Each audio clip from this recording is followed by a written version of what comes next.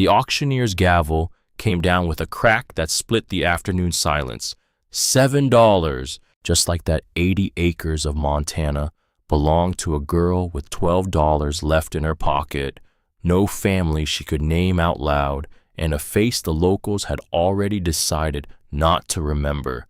18 years old, standing in a courthouse that smelled like dust and old varnish, holding a receipt that felt heavier than a tombstone. Outside, the wind moved across the prairie the way it had moved for 10,000 years before anyone bothered to call this place a town. It didn't care who held the deed. It only cared that something was about to begin. Her name was Sage Whitmore, and for the first 16 years of her life, she didn't know that name meant anything at all. To understand how a girl with nothing ends up owning land for the price of a diner breakfast, you have to go back. You have to go back to a gray cafeteria in Nebraska, to a window that looked out on a parking lot where social workers came and went, taking some children and leaving others. You have to go back to a morning in March when the oatmeal was thin and the powdered milk was thinner, and a woman with tired eyes called a girl into her office to give her a small cardboard box and a fold of cash and a kind of goodbye that wasn't really kind at all. That was the beginning. That was always the beginning. Sage was 16 the day they let her go. In the foster system, 16 is a cliff. Too old to be adopted, too young to matter. The state would keep a file on her for 2 more years, but the chances of someone showing up to take her home had dropped to almost nothing the day she turned 13. By 16, the staff didn't even bother pretending anymore. They just counted down the months until her file could be closed and her bed could be filled by some smaller child with bigger eyes and better odds. Mrs. Whitaker found her after breakfast. She was a tired woman with tired eyes, and she had been running St. Augustine's for 22 years. She wasn't unkind. Sage understood that even then, Mrs. Whitaker was simply worn down by too many children and not enough miracles. She had handed out too many cardboard boxes in her life to put much ceremony into another one. The office smelled like old coffee and printer ink. The manila envelope held $175. State allowance, enough for maybe 2 weeks if a person was careful and slept somewhere that didn't charge money for the privilege. The cardboard box was small enough to hold in one hand. 12 years in foster care, 12 years of files and forms, and caseworkers writing notes in the margins of her life. And this was what remained of the woman who had given birth to her. One small box, light as a sparrow. "These are your mother's effects," Mrs. Whitaker said. "We've held them in storage since you arrived. You're old enough now to have them." Sage stared at the box. She didn't open it. Not there. Not in front of Mrs. Whitaker, with the fluorescent light buzzing overhead and the smell of bleach drifting in from the hallway. Some things you don't open in front of strangers. Some things you carry out into the world first and find a quiet corner and unwrap with hands that won't stop shaking. She asked about her father. Mrs. Whitaker shook her head. She asked about her mother. "Car accident," Mrs. Whitaker said. "You were 4. There's nothing else in the file. Then the envelope, then the money, then the small, dry handshake at the door of an office where 1,000 other goodbyes had been handed out the same way. Good luck, Sage. That was it. 16 years in the system done. She opened the box that night in a bus station in Lincoln. The fluorescence flickered. A janitor pushed a wet mop in slow circles across the linoleum.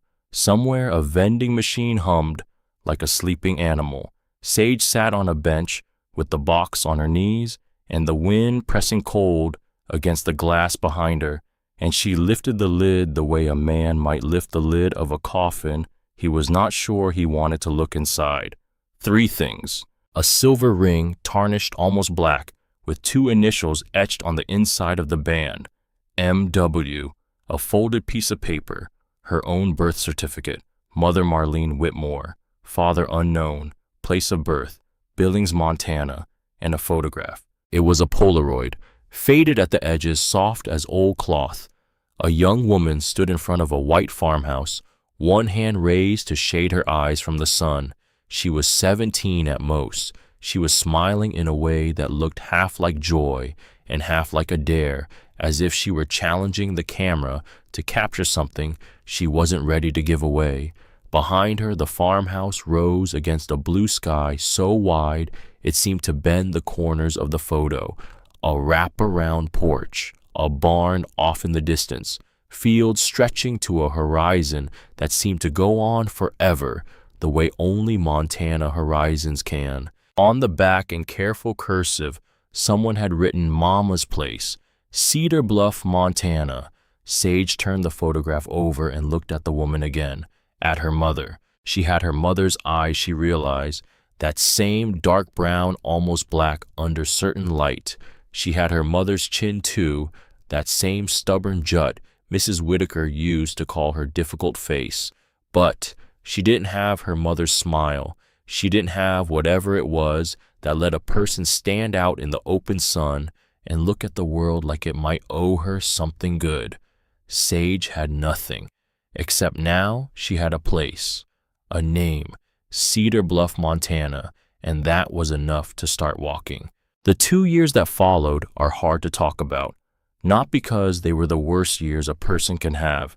Sage had heard worse. She'd known kids who walked out of foster care and into prison cells before the year was out, kids who turned up dead in the police blotter before their 20th birthday. She was lucky compared to many, but luck isn't the same as easy, and those 2 years taught her things a girl shouldn't have to learn. She washed dishes in a diner outside Cheyenne until the owner's son caught her alone in the storage room one Tuesday night. She left through the back door without her last paycheck. She didn't argue. She didn't report it. She just walked. She picked apples in an orchard near Bozeman until the season ended and the foreman shrugged and said there was no more work and no more place for her in the bunkhouse. She picked her backpack up off the bunk and walked. She cleaned motel rooms in a town so small it didn't even have a name on the highway sign. She slept in bus stations when she could afford the ticket somewhere else. She slept in shelters when they had room.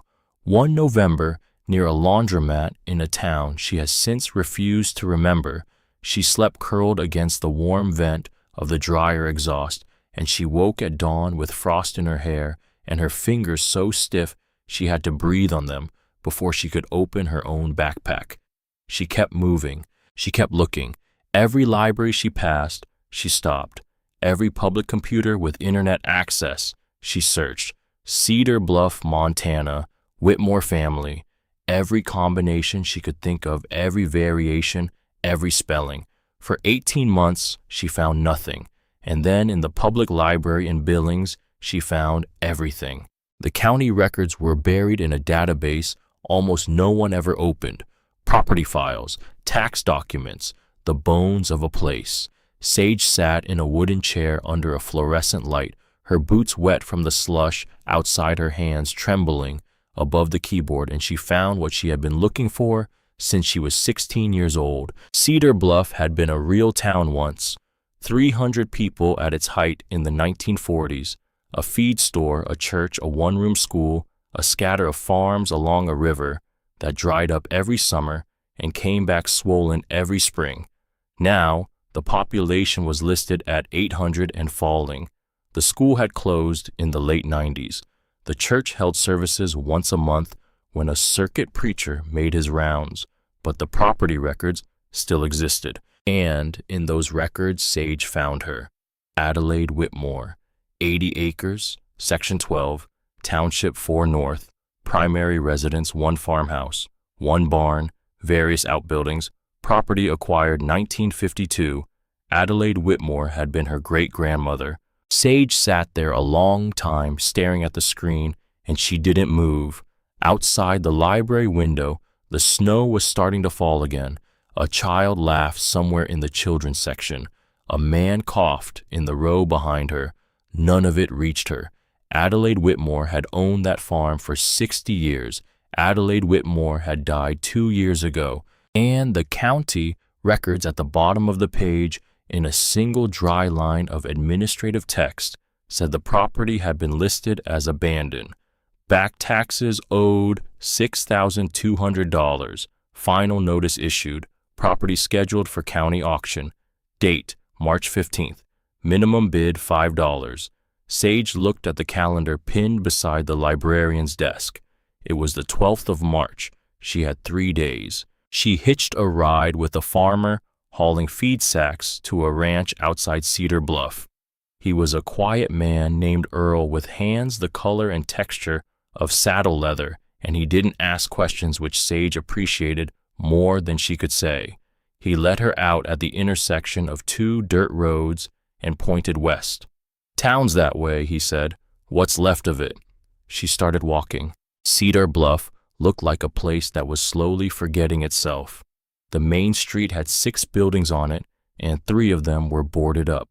A feed store anchored one end, its painted sign faded to the soft pink of an old bruise, but still legible. A diner sat at the other end, smoke rising from a chimney in a thin gray ribbon. In between a hardware store, a church, and 2 empty storefronts faced each other across cracked pavement, like old men who had stopped speaking years ago and could no longer remember why. The county clerk's office shared a building with the post office and a single-room library. The woman behind the counter looked up over her reading glasses. Her nameplate said Doris Kemper. She had the kind of face that had spent 30 years saying no to people and the cheekbones to back it up. "Auction's tomorrow at 10, Doris said when Sage asked. "Courthouse. You planning to bid?" "Maybe." Doris looked her over. 18 years old, dirty backpack, a jacket that had been washed too many times in laundromat machines that hadn't loved it back, boots that had walked too many roads. Doris's expression didn't change, but something behind her eyes did. Not pity exactly, something older than pity, something closer to recognition. "That Whitmore place has been empty 2 years, Doris said. "Old woman died alone out there. Nobody's touched the house since. Roof's half gone. Pipes burst the first winter. I know. You'll need more than $5 to make it livable. I know that too." Doris shrugged. "Your funeral." She didn't know how close to right she was. The auction took place in a room that smelled like dust and old wood and the particular dryness of papers that have sat in metal filing cabinets for too long. 6 people sat in folding chairs. All of them were old enough to be Sage's grandparents. A man in a rumpled suit stood at the front and read from a clipboard in a voice flat as a frozen pond. 4 properties on the list. The first 3 sold fast. An empty lot, a burned-out filling station, 30 acres of scrub nobody wanted. The men in the folding chairs bid the way men bid for expired groceries, out of habit, without enthusiasm, without joy. Then the clerk got to the last item. Whitmore property, 80 acres, section 12, farmhouse barn outbuildings, condition as is, minimum bid $5. He looked up.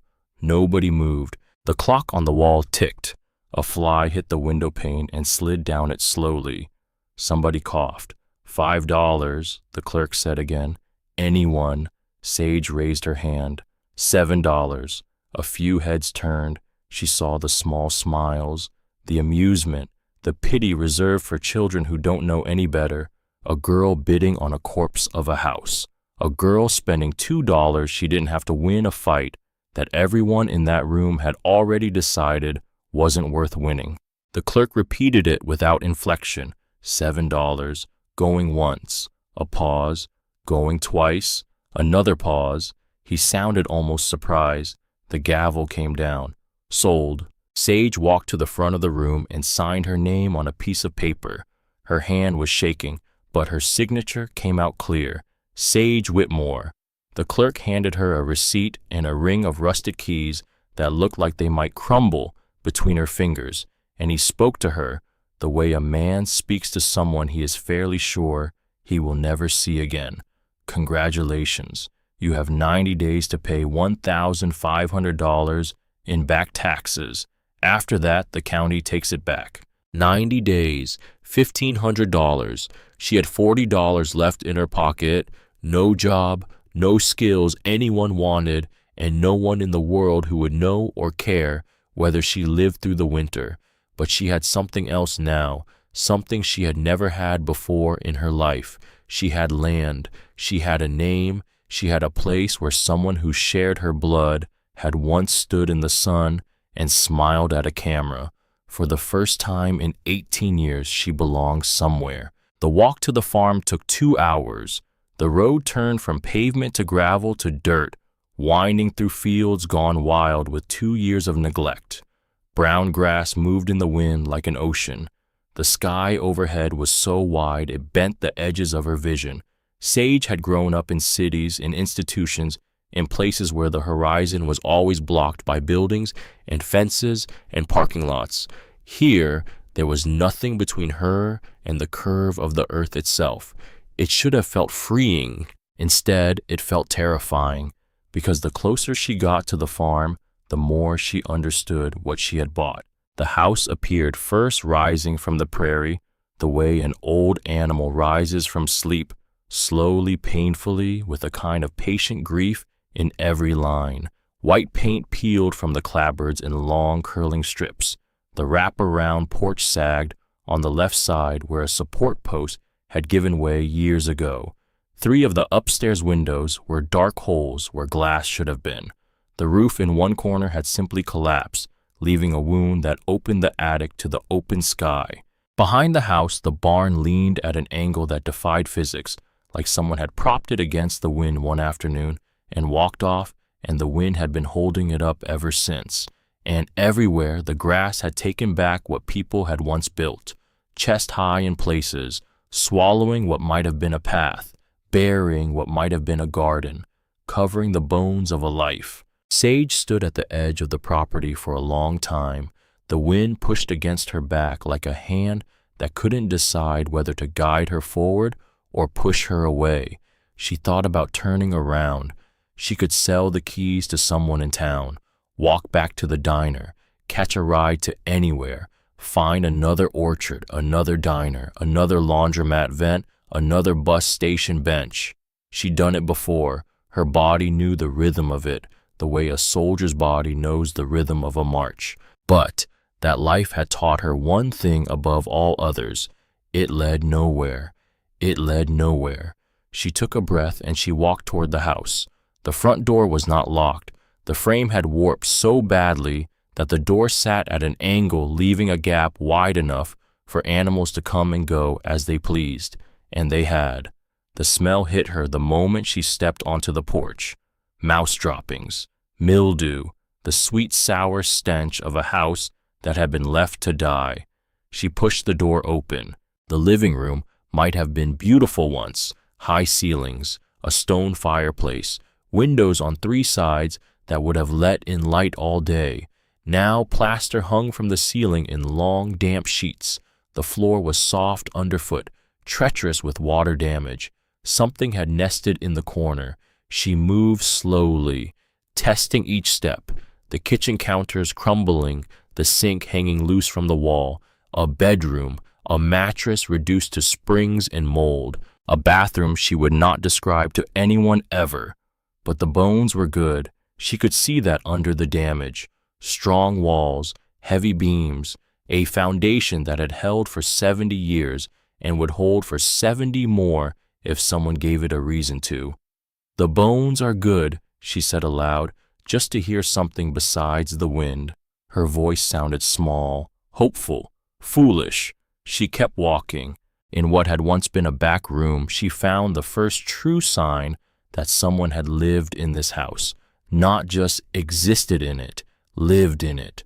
A bookshelf still standing with books still on it, a rocking chair by the window, its cushion gnawed, but its frame whole, a basket of yarn, the colors faded but still recognizable, and on the wall, framed photographs. She approached them carefully, afraid they might crumble at her touch. A man in overalls, standing beside a tractor. A woman in a flower dress, holding a baby. 2 children running toward the camera, mouths open in laughter, and at the center of the wall in a silver frame, one photograph, a young woman standing in front of this house, one hand raised to shade her eyes from the sun. Sage reached out and she touched the glass. It was cool under her fingers, real. Her mother had stood in this room. Her mother had hung this photograph. Her mother had been here. Sage sank slowly down onto the warped floorboards, and for the first time since she was 4 years old, she cried as if she had finally been given permission. That night she slept in the truck. It was an old Chevrolet pickup, rusted to the color of dried blood, parked in what had once been a detached garage behind the house. The keys were still in the ignition. When she turned them, the engine coughed twice and died, but the cab was dry. The seats were cracked, but not moldy, and when she curled up with her jacket as a blanket and her backpack as a pillow, it felt more like safety than anything she had known in years. The cold woke her before dawn. March in Montana is not kind to people sleeping in dead trucks. Her breath came out in white clouds. Her fingers were stiff and clumsy. When she finally got the door open and stepped down into the frost, the grass crunched under her boots like broken glass. But the sky, she had never in her life seen a sky like that. Pink and orange and gold spreading from the horizon like a fire that had been waiting all night to start. The fields stretched out around her silver with frost, and for one long moment she forgot the cold and the damage and the $1,500 she did not have and the 90 days she could not waste. She just stood there, and she watched the sun come up on her land. Her land. The words felt foreign in her mouth, like a language she was only beginning to learn. But she said them out loud there in the frozen grass, with her breath rising like smoke into the new light. My land. She went back to the house as soon as there was enough light to see by.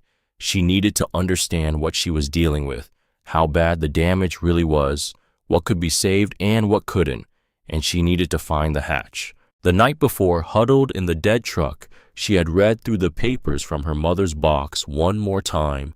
Among them was a folded letter, so old the creases had almost worn through, written in a careful cursive that did not match her mother's handwriting. My dearest Marlene, I don't know if you will ever come back. I pray every day that you will. But if you don't, I want you to know that I forgive you. Whatever happened that night, whatever made you run, it doesn't matter. You are my granddaughter. You are my blood, and I love you. If you ever do come home, look under the barn, your great-grandfather's hiding place. He built it during the Second World War when he thought the world might end. I have kept it up. Everything you need to start over is there. Come home, Marlene. Please come home. All my love, Grandma Adelaide. The letter wasn't dated, but it had been in her mother's belongings when she died, which meant her mother had kept it carried, it never thrown it away. Maybe she had meant to come back. Maybe she had tried. Maybe she had spent her whole short life planning a return she never found the courage to make. Sage would never know, but she could find the hiding place. The barn was worse than the house.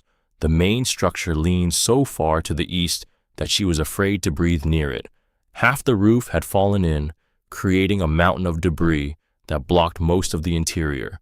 The smell of rotted hay and old animal waste made her eyes water, but the floor was still there. Wooden planks warped and filthy but solid when she tested them with her weight. She started in the corner furthest from the collapsed section, feeling along the edges of each plank, looking for a seam, a hinge, anything that suggested a door. It took her 2 hours. The hatch was in the second stall, hidden under a layer of dirt and old hay so thick it looked like part of the floor. She found it by accident when her boot caught on a metal ring she had taken for a broken piece of equipment. She pulled. The door was heavy. Her arms burned, but slowly, inch by inch, it came up. Beneath it, wooden stairs descended into darkness. She used her phone for light. The battery was almost dead and she didn't care. She had to see. The room below was small, maybe 8 feet by 8 feet. The walls were lined with shelves, and the shelves were lined with the careful inventory of a woman who had prepared year after year for a homecoming that never came. Cans of food, some of it probably still good, tools wrapped in oiled cloth, seeds in sealed jars, a lantern, matches, a first aid kit, and on a small table against the far wall, a metal box. Sage opened it with hands that would not stop shaking. Inside, she found $1,100 in cash, mostly 20s and 10s, bundled with rubber bands that crumbled at her touch. She found a leather journal, 30 years thick, its pages yellow with age and good ink. She found letters, 47 letters, each one in its own envelope, each one addressed in the same careful cursive to Marlene Whitmore, and each one stamped at some post office in some other state and returned to sender. And beneath the letters, tied with a faded blue ribbon, 13 birthday cards, one for every year from the year Sage turned 5 to the year she turned 17. She opened the first card with hands that no longer felt like her own. Pink paper, hand-drawn flowers around the edges. Inside, in that same cursive, "Happy 5th birthday, my dearest Sage. I don't know where you are. I don't know if you will ever read this, but I made you a card anyway because somewhere in the world you are turning 5 today, and I want you to know that someone is thinking of you. Your great-grandmother Adelaide." Sage opened the next, and the next, and the next. Year after year of birthday wishes for a child she had never met, each one addressed to Sage because somehow Adelaide had found out the name, each one filled with small updates about the farm and the weather and the cat she had taken in and named Hope. The last card was dated only 3 months before Adelaide died. The handwriting was shaky, barely legible. "Happy 17th birthday, Sage. Next year, you'll be a woman, old enough to find your way home. I have left everything for you. The money, the letters, the land, it is all waiting. Please come home. I don't have much time left, but I will hold on as long as I can. I love you. I have always loved you. Grandma Adelaide." She died 11 days after writing those words. She had held on as long as she could, but she had not lived to see Sage walk through her door. Sage pressed the last card against her chest, and she stayed in that small room beneath the barn until she could no longer feel the cold or the dark or the weight of 2 years of running. Down there, surrounded by the careful inventory of a love that had waited 30 years to be claimed, she made a decision, the kind a man makes when his back is to the wall and he has finally stopped running. She was going to stay. She walked back into town the next morning with one of the bundles of cash in her pocket. She paid $600 on the back taxes, the first installment, and Doris Kemper stared at her like she had grown a second head. "You're actually staying?" It wasn't a question. "I'm staying. Winter comes early here. Some years October. Gets down to 20 below. I know. There's no heat in that house. No working water. I know that too." Doris shook her head slow, but she took the cash. She stamped the receipt, and for 1/2 second, Sage thought she saw something pass behind the older woman's eyes that might have been respect. Maybe. The feed store at the end of Main Street was run by a woman named Opal Hendricks. She was 71 years old with white hair cropped close to her skull and hands like the bark of an old cottonwood. She had owned the store for 40 years, ever since her husband died young and left her with 3 children and a mortgage and a stubborn streak nobody in the county had been able to wear down since. She wore men's work shirts. She drank her coffee black. She did not waste words. Sage went into the store on a Tuesday afternoon, and she walked the aisles slowly, the way a person walks who is counting what they cannot afford. Tarps, nails, rope, the simple tools of survival. She did this for 3 days in a row. On the 4th day, Opal spoke. "You're the girl who bought the Whitmore place." "Yes, ma'am." "You knew Adelaide?" "She was my great-grandmother." Opal studied her then, a long, steady look from pale blue eyes that had spent 7 decades reading weather and livestock and the faces of strangers. Her expression did not change. "You've got her chin," she said finally. "That stubborn set used to drive her husband half crazy." Sage did not know what to say. "Adelaide and I were friends 60 years, Opal said. "Came in here every Thursday from the early 60s till the year her hip went bad. Used to bring me biscuits in a tin." She paused. "She talked about your mother all the time. Marlene, the granddaughter who left, never stopped believing she would come back." "My mother died when I was 4, Sage said quietly. "She never came back because she couldn't." Something moved across Opal's face. Not pity, something harder and softer at the same time. "Adelaide never knew," she said. "She would have found you if she'd known. She would have moved every stone between here and the ocean." "I know. I read the letters." Opal was silent a long moment. Then she reached under the counter and pulled out a scrap of paper covered in handwritten numbers. "I've got damaged inventory in the back," she said. "Tarps with small tears, nails that got wet and rusted before I could sell them. Not worth putting on the shelf. Still usable if a person doesn't mind imperfections. I can't pay much." "I wasn't asking about money," Opal said. Her voice had gone gruff in the way certain people's voices do when they are trying not to feel anything. "I was asking if you could use it." Sage felt something loosen in her chest. The first true kindness offered to her since she was old enough to remember being offered any. "Yes," she said, "I could use it." That was how she met Silas Kettering. He worked for Opal, part-time, she said, though he seemed to be at the store every day Sage went in. He was 23, tall and lean with hair the color of strong tea and eyes the gray of wood smoke. His family had farmed a small patch of land north of Cedar Bluff for 4 generations since his great-grandfather came over from the old country with nothing but a pair of boots and a wife. His father had died when Silas was a boy, and his Aunt Opal had stepped in for those years until his mother could stand on her feet again. The first time Sage saw him, he was unloading feed sacks from a delivery truck. He looked at her once, nodded, went back to his work. The second time, she was struggling to load damaged tarps into the bed of Adelaide's old truck.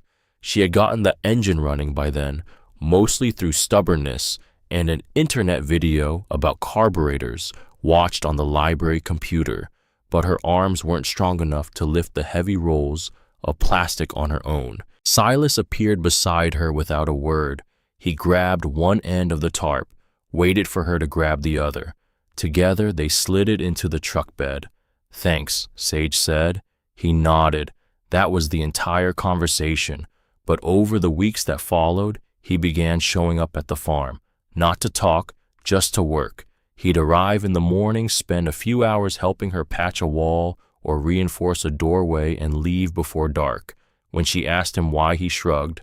"Opal sent me." She found out later that Opal had only asked him to check on her once. After that, he came back on his own. "Your great-grandmother helped my mother," he said finally, after about the 10th time she asked. "Adelaide was a midwife, best one in 50 miles. Delivered me, in fact. My mother was in labor for 36 hours during a blizzard in 2001. The roads to the hospital were closed. Adelaide came on foot through the snow, carried her bag the whole way. Saved my mother, saved me." He looked at the house, at the work still to do. "Debts don't go away just because the people die," he said. The third person who pulled Sage back from the edge that spring was Verna Caldwell. She was 52 years old, a widow.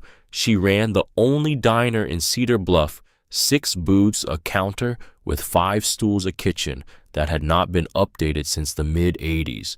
Her husband had died of a heart attack at the grill 10 years earlier, and she had run the place alone ever since, opening at 5 every morning and closing only when the last farmer had finished his coffee and pushed back from the counter.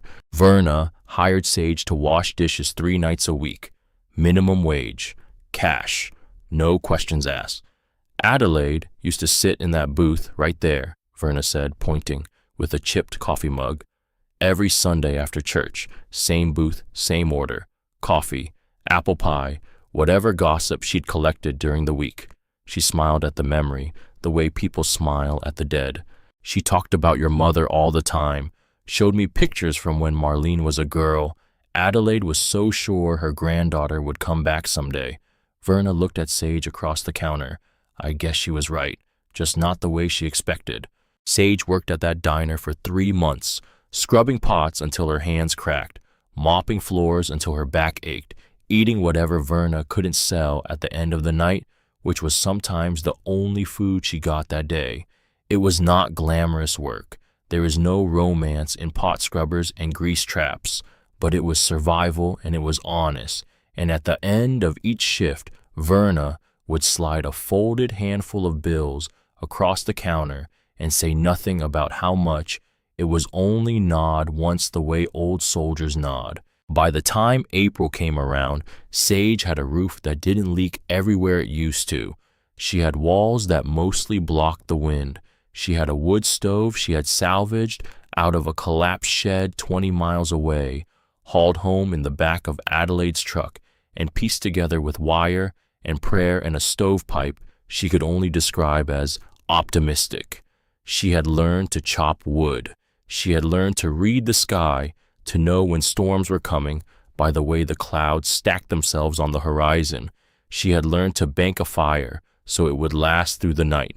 She had learned, in short, to live like her great-grandmother had lived, slow, careful, watching the land, and then she made an enemy. His name was Caleb Sterling. He owned the largest ranch in the county, 2,000 acres spread across both sides of the river. He raised cattle and grew wheat and employed half the town, which meant half the town owed him something, a paycheck, a favor, a deferred debt, a quiet word to look the other way when something needed not to be seen. He came up the road on a Thursday morning in the kind of pickup that still had factory polish on the chrome. He stepped out with boots that hadn't been near a real working field in years and a smile that did not reach his eyes. "Miss Whitmore," he said. The way he said her name made it sound like something he had scraped off the bottom of his shoe. "I wanted to welcome you to the neighborhood." "Thank you. I also wanted to make you an offer." He pulled a folded paper from inside his coat and held it out. $3,000 for the property as is. You could be gone by the end of the week. Sage looked at the paper. She did not take it. "It's not for sale." "Everything's for sale, sweetheart. It's just a question of price." His smile widened, the way the smile of a man widens when he is used to getting what he wants and is mildly entertained by someone slow to understand it. "You're young," he said. "You don't understand how things work out here. This land is isolated, hard to access, expensive to maintain. You'll burn through whatever money you have by the first hard freeze. And then what? Then I'll figure it out. Like your great-grandmother did." The smile dropped off his face. "Adelaide was a stubborn old woman," he said. "Refused every offer I made her for 30 years. Sat out here alone, watching the place fall apart around her, watching her granddaughter never come home." He paused. "Is that what you want? To die alone in that house, with a window full of nothing?" Sage met his eyes. They were the pale gray of ice over standing water. "My great-grandmother kept this land in my family for 60 years, she said. I intend to do the same." Sterling's jaw tightened, just for a second. He covered it quickly, but Sage saw it. The flicker of a man who is not used to being told no by a girl with mud on her boots. "You have 90 days to pay the back taxes," he said. "If you miss the deadline, the county takes the land, and I will be there to buy it." "Then I'd better not miss the deadline." He stared at her a long moment, then he turned and walked back toward his truck. But at the door he paused. He looked back over his shoulder, and what he said next went into Sage's chest like a thin knife slipped between the ribs. "Your mother used to say the same thing," he said, "about not being moved, about standing her ground, stubborn, just like her grandmother. We all saw how that turned out." The world went quiet. For one suspended second, the wind stopped moving across the prairie. The crows in the cottonwood by the gate fell silent. The very dust on the road seemed to hold its breath. Caleb Sterling smiled, just the corner of his mouth. "Look how far your mother got, Miss Whitmore," he said. He climbed into his truck. He drove away. And Sage Whitmore stood alone in the road. Her great-grandmother had walked for 60 years, 80 acres of broken Montana. Behind her, the taste of iron suddenly on her tongue, and she understood for the first time, with the cold certainty of a hammer dropping on an anvil, that the man who had just driven down that road knew something about her mother, something Adelaide had never been allowed to know, something Marlene Whitmore had carried with her onto the bus that took her out of Cedar Bluff at 17 years old in the middle of the night, with nothing but the clothes on her back and a secret heavy enough to keep her running for the rest of her life. Sage stood there until the dust of his truck had settled, and then she turned and she walked back up the road toward the house and toward the barn and toward the journal her great-grandmother had left for her in a small room underground, because somewhere in those 30 years of pages in that careful cursive, Adelaide had written in by the light of a single lamp on long winter nights, the truth was waiting. The truth about Marlene, the truth about the night a 17-year-old girl had run, the truth about why Caleb Sterling had stood on this road today, smiling like a man who had been waiting most of his adult life for the chance to threaten another Whitmore woman. And Sage Whitmore, 18 years old, with $7 worth of land under her boots and a great-grandmother's love waiting in a leather book underground, decided in that moment that she was going to find out what he had done, even if it killed her, even if it cost her everything, because the bones of that house were good and the bones of her family were good, and she was the last Whitmore woman standing. She was not going to run. The first snow came on a Tuesday in late October. Sage was on the roof when she saw it. She had been nailing down a final sheet of salvaged tin, her fingers raw from the cold, her breath rising in pale clouds, and she happened to look up at the wrong moment, and there it was, a single flake, drifting past her face like something falling out of a dream, then another, then 100, then 1,000. Within minutes, the world had begun to change colors, and the brown grass that had bent under her boots all autumn had started to whiten, and the sky had pulled its gray hood down low over the prairie, like a man preparing for a long walk in bad weather. She climbed down off the roof slowly. She stood in the yard and watched the snow come. She was 18 years old. She had patched a roof that mostly didn't leak. She had hauled in 3 cords of wood and stacked it against the south wall of the house. She had cleaned out the wood stove and replaced its broken door with a piece of sheet metal hammered into shape with a rock. She had nailed plastic over the upstairs windows where the glass was gone. She had done in 7 months what most grown men with full crews and proper tools would have hesitated to do in 2 years. But she was not ready for a Montana winter. Not really. Nobody is ready the first time. The journal sat on the kitchen table that night, open to a page in the middle, while the snow piled against the windowsill in soft drifts and the wood stove ticked in the corner. Sage had been reading Adelaide's journal a few pages every evening since spring, the way a man might ration the last good bottle of whiskey in his cellar. There was 30 years of it. She didn't want to finish it too fast. She would sit at the kitchen table after work at the diner with a tin mug of coffee in one hand and the journal open in front of her, and she would read her great-grandmother's life, the births Adelaide had attended, the deaths, the seasons, the weather diaries she kept the way some women keep prayer books, the recipes scribbled in the margins, the notes about what cures what, yarrow for fever, garlic poultice for infection.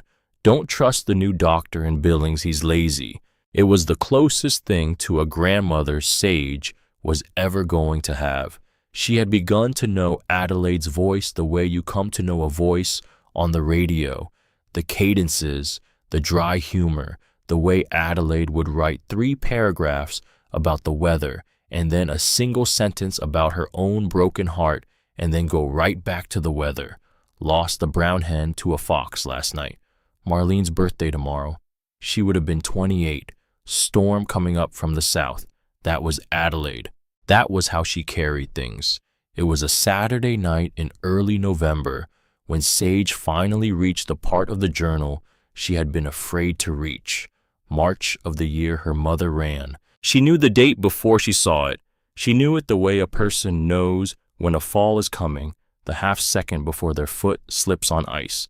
She had been pacing herself for weeks, reading slower as she got closer, finding excuses to put the book down and walk outside to fold laundry, to chop more wood she didn't need, because she had done the math, because she had known since the day Caleb Sterling stood on her road and smiled at her like a man holding a secret in his teeth that somewhere in this journal was the night her mother ran. She turned the page, and there it was, March 14th.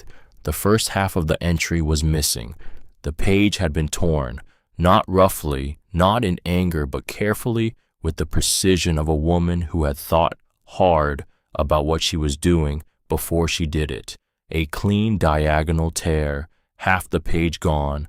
Whatever Adelaide had first written on the night of March 14th was not in this book anymore. What remained in the bottom corner of the page in handwriting that was not quite steady was this: Caleb came to the house tonight. Marlene met him out by the front gate. I could not hear what they said, but I could hear how they said it. Voices low, the way two people speak when they are afraid of being overheard. Marlene came inside white as a sheet, would not look at me, went upstairs to her room. I knocked. She would not open the door. March 15th. Marlene is gone.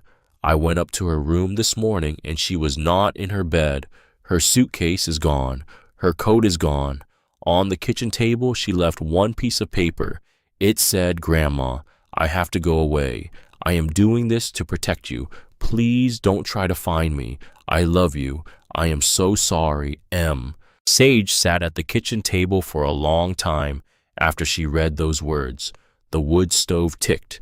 The snow brushed against the window like a hand, asking to be let in.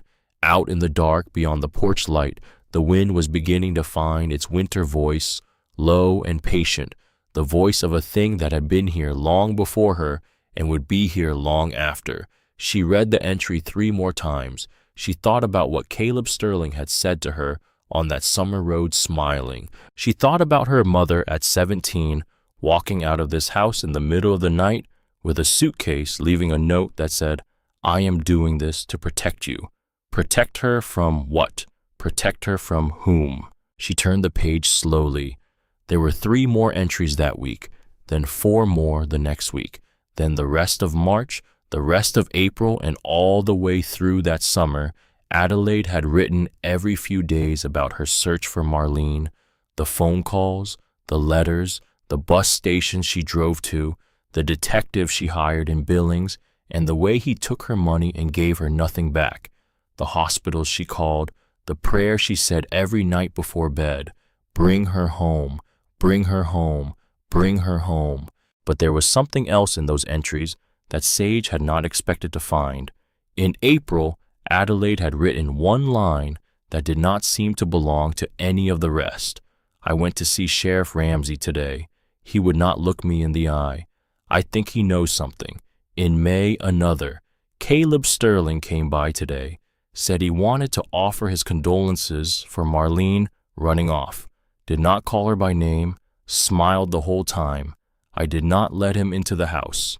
In June, 1 more. I think Caleb knows what happened to her. I do not have a way to prove it.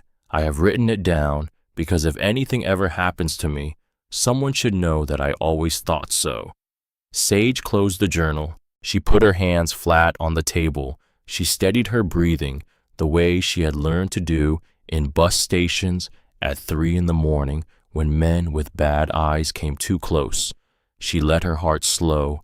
She did not cry. She had not cried since the day she found the photograph on the wall in the back room. She did not have any crying left in her tonight. Instead, she sat there in the lamplight, in a kitchen that had been her mother's kitchen, in a house her great-grandmother had loved for 60 years, and she understood finally what she had bought for $7. She had not bought 80 acres of broken Montana. She had bought a fight. She had bought the unfinished business of two Whitmore women who had loved this place and been driven out of it in different ways. And now there was only her. Outside, the wind picked up. The snow began to come sideways. By morning, the prairie had been swallowed whole. The winter that followed was the hardest thing Sage Whitmore had ever lived through. She had thought she knew cold. She had slept in bus stations. She had spent a November curled against a laundromat vent. She had grown up in unheated dormitories where the radiator clanked but did not warm. She thought going in that she understood what cold was. She did not understand what cold was. A real Montana winter is not a temperature. It is a presence. It comes for you. It sits down on the prairie like an old animal and refuses to move. It does not knock. It does not negotiate. It works its way in through every gap in your walls and every crack in your boots and every hole in your knowledge of how to live. It finds the weak places in a house and a body and a soul, and it pushes. Sage learned that winter what her great-grandmother had been writing down for 30 years. She learned to keep the kettle on the wood stove at all times because if she let it go dry, the cast iron would crack. She learned to break the ice on the water barrel before sunrise because by sunrise, the ice was 3 inches thick. She learned to wear 2 pairs of socks inside her boots and to never let her feet get wet. She learned to read the snowdrifts the way sailors read waves. She learned on a Thursday in early December what it feels like to wake up at 4 in the morning with frost on the inside of your blankets and to understand in the first conscious second that if the fire is out, you will be in serious trouble within an hour. The fire was not out, just low. She fed it. She survived that night, but it was the first time it had occurred to her that she might not. Silas came when the weather allowed. He could not come every week. Sometimes the roads were impassable. Sometimes his mother needed him. But every 10 or 12 days, a truck would crunch up the snow-packed drive, and Silas would climb out with a thermos of coffee and a sack of split kindling his family had taken from their own woodshed, and he would spend the afternoon helping her shore up something, a door frame, a weak corner of the porch, the chimney pipe that kept threatening to come loose at the bend. He did not talk much. He never had. But Sage had learned by now that with certain men, silence is not absence. It is presence of a different kind. When Silas worked beside her, his shoulder a foot from hers, his breath rising into the cold, next to hers, he was saying things he did not say with words. I see you. I will not let this house fall down on you. My mother lived because of your great-grandmother. I am paying that back the only way I know how. One afternoon, while they were reseating the chimney pipe at the top of the wood stove, Silas spoke without looking at her. Sterling drove past the bottom of the road yesterday, he said. Twice. Slow. Sage paused. She held the pipe steady while he tightened the bracket. He's checking on me. He's watching you. What's the difference? Silas's hands did not stop moving. Difference is, a man who's checking just wants to know if you're still there, he said. A man who's watching is waiting for you to fail. He tightened the last bolt. He stepped back. He looked at her for the first time in the whole conversation. He'll come at you sideways, Silas said. Sterling does. He doesn't fight a thing head on. He waits till it can't fight back. He picked up his tool bag. My family lost 40 acres to him in a paperwork fight some years back, he said. He didn't take it with a gun. He took it with paperwork. By the time we knew what was happening, it was already done. He went to the door. He stopped his hand on the frame. You should know what he is, he said, and you should not be alone out here when he decides to move. He left. She watched his truck go down the long white road toward the gate. That night, the wind picked up to 40 miles an hour, and the lantern in the kitchen swayed on its hook, and the windows rattled in their frames, and Sage sat alone at the table and read Adelaide's journal for 2 more hours by the light of one lamp, and she understood that Silas Kettering was right. Sterling was going to come at her sideways. The only question was when. It started as those things always start, with a small thing. Verna Caldwell called her one afternoon at the end of November. Sage was on her way to the diner for the dinner shift. The road had been plowed by the county that morning, the second time all month, and Sage had been grateful, and now Verna's voice on the phone was thin in a way Sage had not heard before. "Honey, you don't need to come in tonight. Is it the storm? I can make it?" "It's not the storm." A pause, a long one. "The diner is closing, Sage." Sage stood in the kitchen with the phone pressed to her ear and the cold light coming gray through the window, and she did not say anything for a long moment because she could already hear the shape of the rest of it. "I'm sorry, honey," Verna said. "I really am. The building got sold 3 weeks ago. New owner just doubled my rent. I cannot make the numbers work.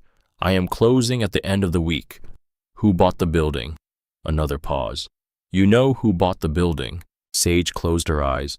"I will work for nothing this last week," she said, "just to help you close it out." "You will not. I will pay you. I always paid you, and I will pay you." "Verna." "Sage, listen to me." Verna's voice changed. It got quiet in a way it did not usually get quiet. "I am 52 years old," she said. "I have run that diner for 10 years by myself. I will be all right. I am going to go stay with my sister in Billings for a while. I will find something else. I am not the one in trouble out here." A breath. "You are the one in trouble, and I am telling you, be careful. Caleb Sterling does not stop. He does not stop because he gets a thing.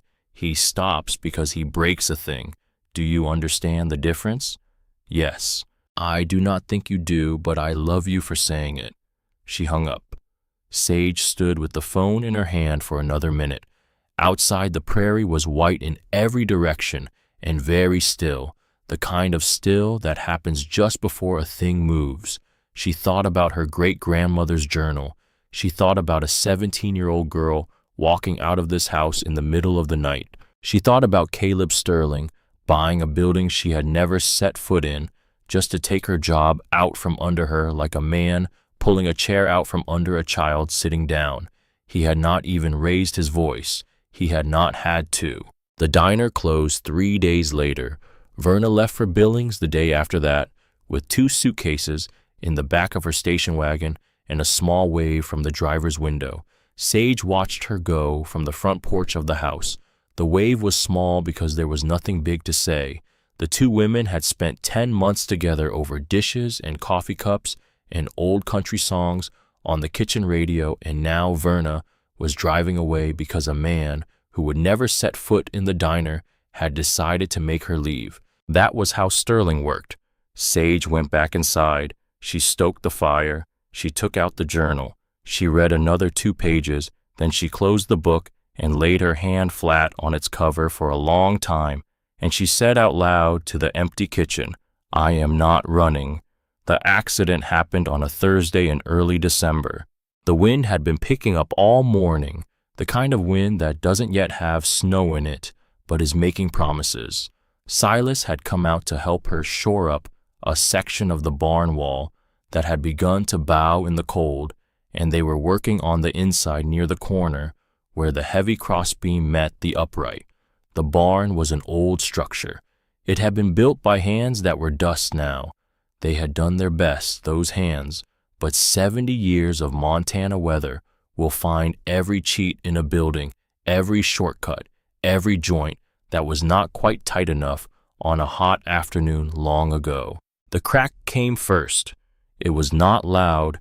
It was the sound of dry wood deciding after 70 years that today was the day. Sage looked up. Silas looked up faster than she did. He moved before she understood what was happening. He shoved her hard with both hands square in the chest, and she went sprawling backward into a pile of old straw, and the air came out of her in one solid grunt. And at the same moment, the crossbeam above where she had been standing came down. It came down sideways. It hit Silas across the right shoulder and drove him into the frozen ground. The barn did not collapse all the way. Most of it held, but that one beam, 10 feet of seasoned timber, heavy as a sleeping ox, had picked Silas Kettering and driven him into the dirt like a stake. Sage was on her feet before she remembered standing up.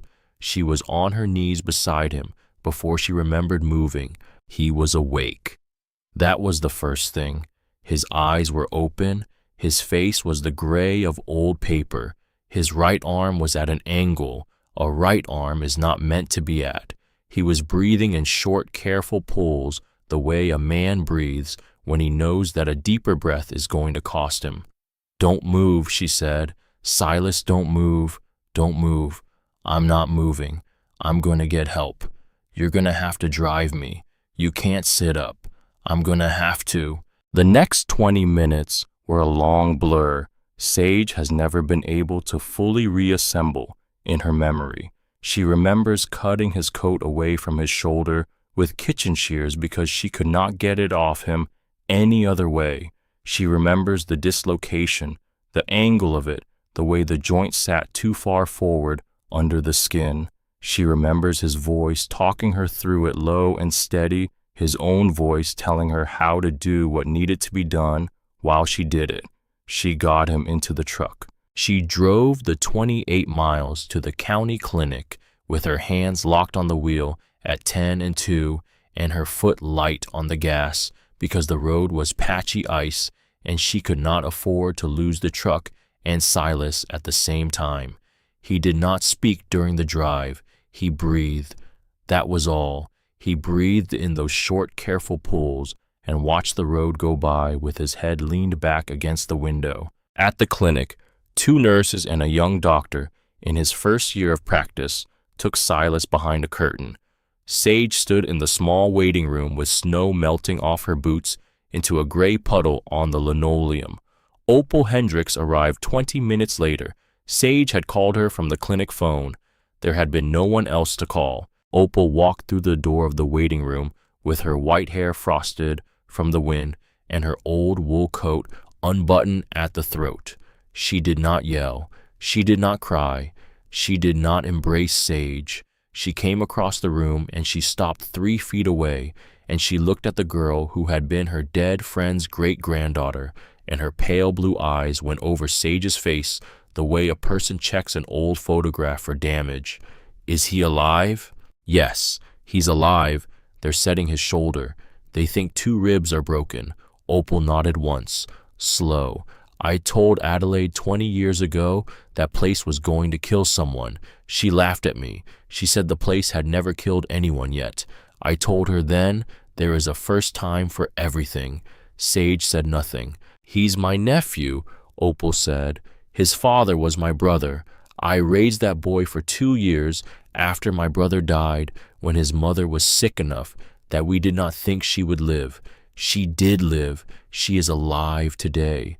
But Silas became mine in those 2 years the way a child becomes a person's, when she sits up with him through a fever and feeds him from her own hand." Sage's throat closed up. "He is not just some boy from town. He is my own blood. He came back to this town to take care of his mother because that's who he is. He went out to your place because he is who he is, and he came back broken because that is what your place does." "Opal, don't." The older woman held up one hand. It was not a hand raised in anger. It was a hand raised in a kind of grief Sage had never been close to before, the grief of a woman who has already buried more people than she ever wanted to. "I do not blame you, Sage. You did not drop the beam, but I am asking you, woman to woman, stay away from him. Stay away from me. I have lost enough in my life. I cannot lose another one out of that house." She turned and she walked into the back room. She did not look back. Sage stood in the waiting room a long time. The fluorescent light hummed. A child cried somewhere down the hall. The young doctor came out at some point and said Silas would be all right. The shoulder was set. The ribs would heal. He would need 6 weeks. He would not be doing heavy work. He was going to be transferred to his mother's house in the next county where she could look after him while he healed. Sage drove home alone in the dark. The snow had started again on the way back, just light, just enough to dust the windshield and the long, empty road. When she got home, she did not light the lamp. She sat in the dark kitchen in her coat and her boots, and she put her head down on her arms on the table, and she stayed like that for a long time. She did not cry. She did not have any crying in her. She just stayed bowed there in the dark, in the cold, until the fire in the stove was almost out, and she had to get up and feed it, because that is what a person does. They feed the fire. They keep the kettle from going dry. They go on living because there is no other available option. The lawyer came on a Wednesday in mid-December. He was a thin man in a wool overcoat that fit too well and was too clean for the road. His leather shoes were entirely wrong for the slush on the porch. He had a kind of smile that does not actually involve any muscles of the face, only the showing of teeth. Miss Whitmore? Yes. My name is Bennett. I represent Mr. Caleb Sterling. He held out a folded paper. She did not take it. He let it hang in the air a moment, then he stepped forward and set it on the porch rail beside her. You're being served notice, he said.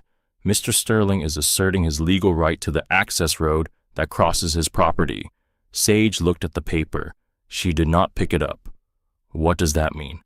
It means the road you use to reach this farm crosses a parcel of land that Mr. Sterling purchased some years ago.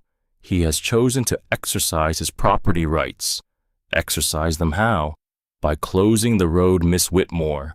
The thin smile widened a quarter inch. You will still own your property, of course. You simply won't have a legal way to reach it, by vehicle or otherwise. He turned to go, then he turned back. Mr. Sterling has authorized me to renew his earlier offer, he said. $5,000, cash. You sign over the deed, you walk away. You can be in a new town before the new year. He's a generous man. Sage did not answer. The lawyer waited a moment. Then he nodded once as if her silence had only confirmed something he already knew, and he walked back to his car and he drove away. She stood on the porch a long time after he was gone. The folded paper sat on the railing. It did not occur to her to pick it up. It did not need to be opened. She knew what it said. She knew also what Adelaide had written about Sterling coming to the gate. She knew about the deed records she did not yet have the money to pull. She knew about Silas with a broken shoulder in his mother's house in the next county, and Verna in Billings with 2 suitcases, and Opal saying, "Stay away from us," and the journal on the kitchen table with the torn page in March. She knew that Sterling had not started this fight in November. He had not started it in March. He had started it years ago, in the same house she was now standing on the porch of, when he had said something to a 17-year-old girl that had been so frightening it had made her walk away from her grandmother forever.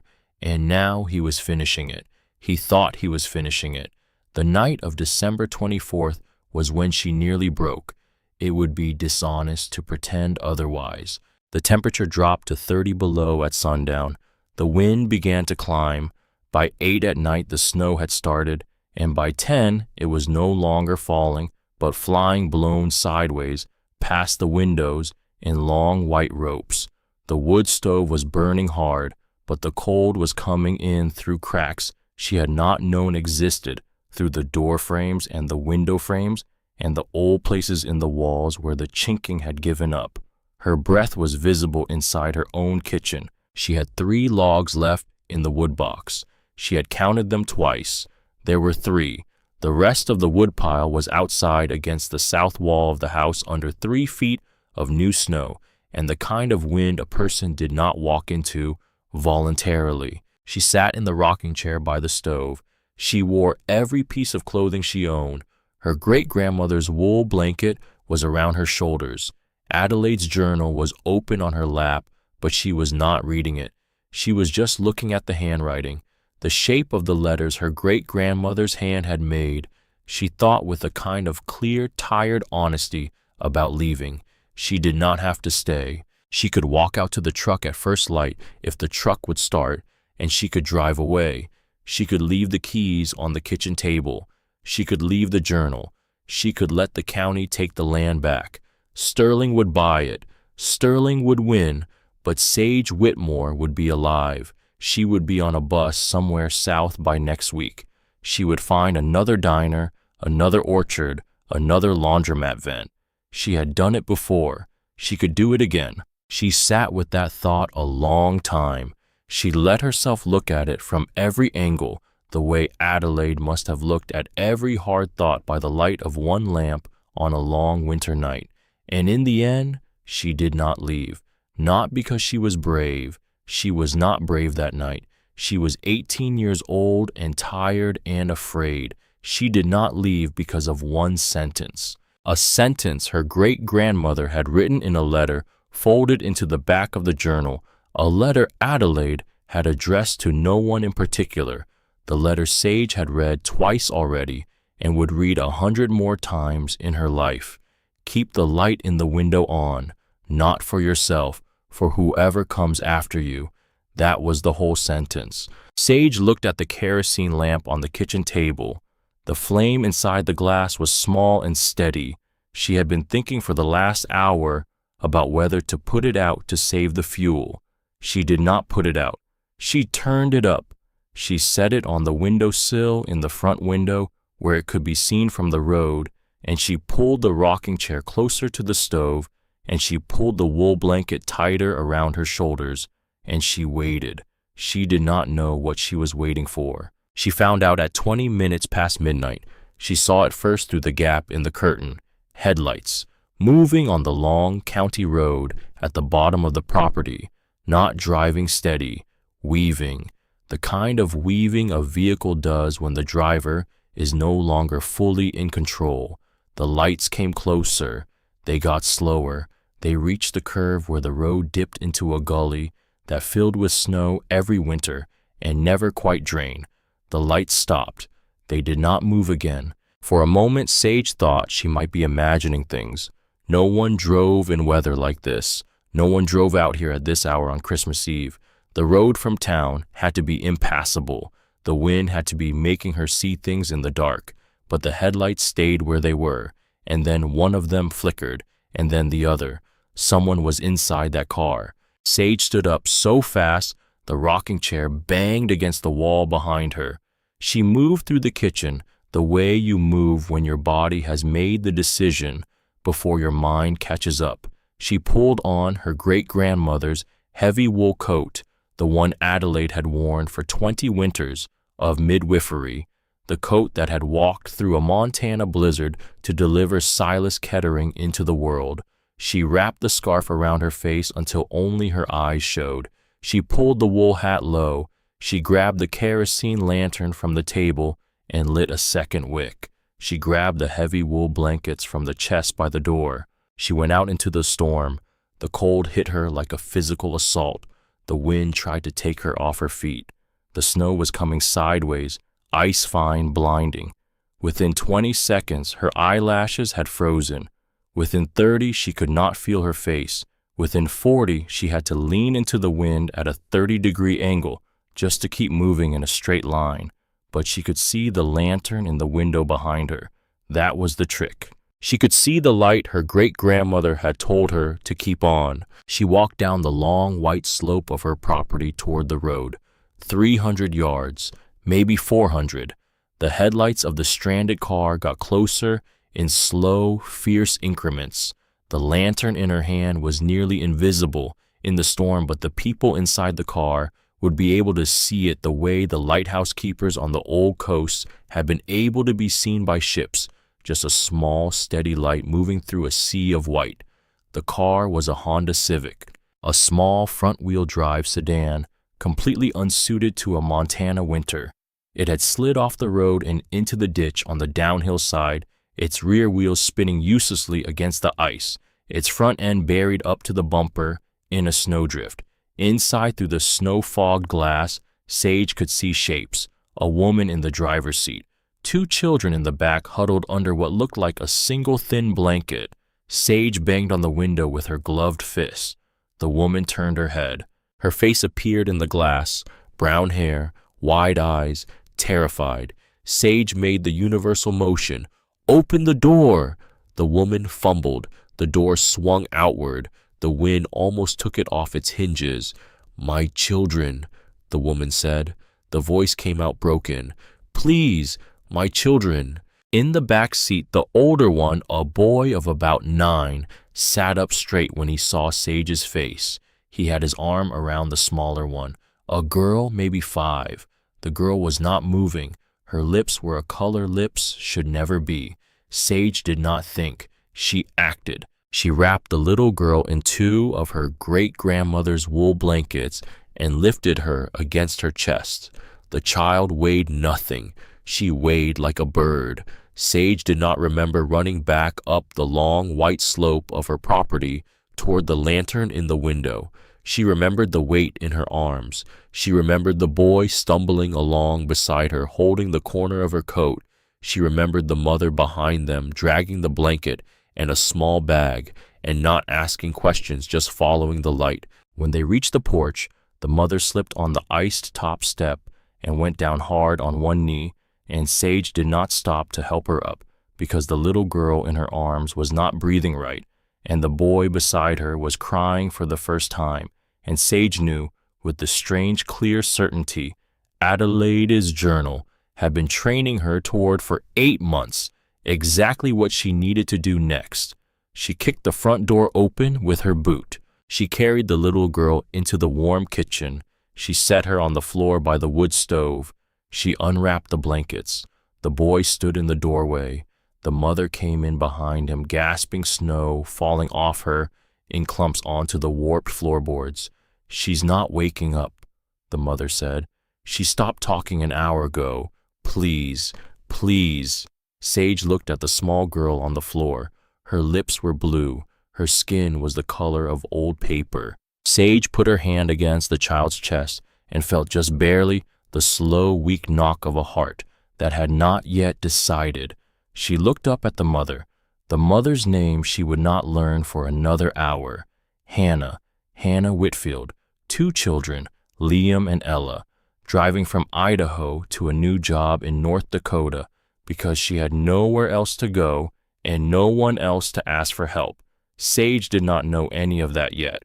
She only knew in that moment the thing Adelaide's journal had said about hypothermia in children in an entry written by lamplight long ago after Adelaide had spent 12 hours saving a 4-year-old boy named Ralph, who had wandered off into a December field and been found just before dawn. Do not warm them too fast. The cold blood in the arms and legs will rush to the heart and stop it. Slow heat, skin against skin, hot broth by spoon, drop by drop. Stay awake all night if you have to. Do not stop talking to them. They have to hear a voice. Sage looked at Hannah Whitfield. She looked at the little girl on the floor. She looked at the lantern still burning in the window, where she had set it on her great-grandmother's instruction. And in the warm yellow circle of that one small flame, she understood that the night was not over. The night was just beginning. Sage moved like a woman who had been preparing for this night her whole life without knowing it. She put another log in the wood stove. She did not put 2.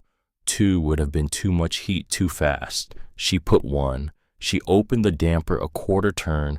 She closed the kitchen door against the cold front room. She moved a wool blanket to the floor in front of the stove and laid the little girl on it. Hannah, she said. The mother flinched at the use of her name, though she did not yet know how Sage had heard it. She must have said it earlier in the storm. Hannah, listen to me. I need you to take off your coat. I need you to take off her coat too. You are going to lie down on this blanket with her. Skin against skin, belly to belly. You understand? She's freezing. That's why. What if I make her colder? You won't. You are the warmest thing in this house. Hannah, listen. I need you to do this. Hannah Whitfield's hands were shaking so hard she could not undo the buttons on her own coat. Sage knelt beside her and did them. She lifted Ella's small body out of her wet sweater. The child's skin was cold and waxy. The mother lay down on the blanket in her undershirt, her ribs visible under the fabric, and Sage laid the little girl against her mother's chest and pulled 2 more wool blankets over the both of them. The boy stood by the kitchen door watching. "What's your name?" "Liam." "Liam, are you cold?" He nodded. He did not cry. He had stopped crying somewhere on the walk up the slope.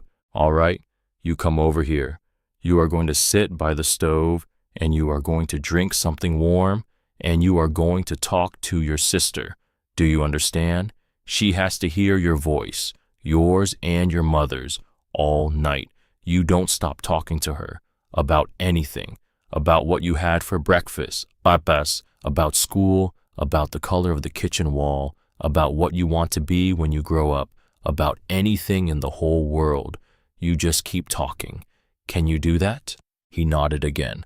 He was 9 years old and he understood her perfectly. Sage put the kettle on the wood stove. She put on a small pot for broth. She brought her great-grandmother's journal from the table and she set it on the floor beside the blanket where Hannah lay with her daughter, and she opened it to the page she had read in October about a 4-year-old boy who had been found in a field and who had lived because Adelaide Whitmore did not stop working on him for 14 hours. She did not read it out loud. She just kept it open beside her. She did the things Adelaide had written. For the next 6 hours, Sage Whitmore did not sit down. She kept the fire at a steady low burn. She brought broth in small spoonfuls and pressed it between the child's lips until the swallow reflex returned, and then she gave a little more and a little more.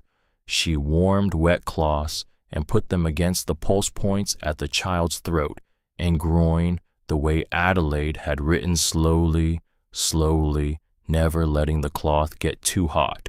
She made the mother eat. She made the mother drink. She made the boy tell her every detail about a Christmas pageant he had been in at school in 2nd grade and the brown reindeer antlers he had worn for it. She kept the lantern burning in the front window. The wind battered the house. The wood stove ticked. The hours passed.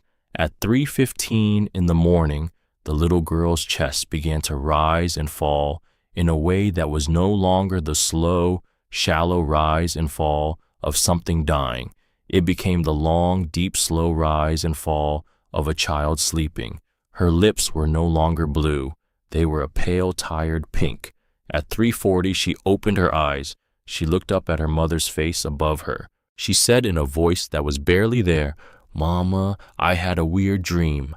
Hannah Whitfield made a sound that Sage will remember on her deathbed. It was not a sob. It was the sound that comes out of a mother when something that had begun to leave the world comes back into it. Sage stood up from the floor. She walked into the front room.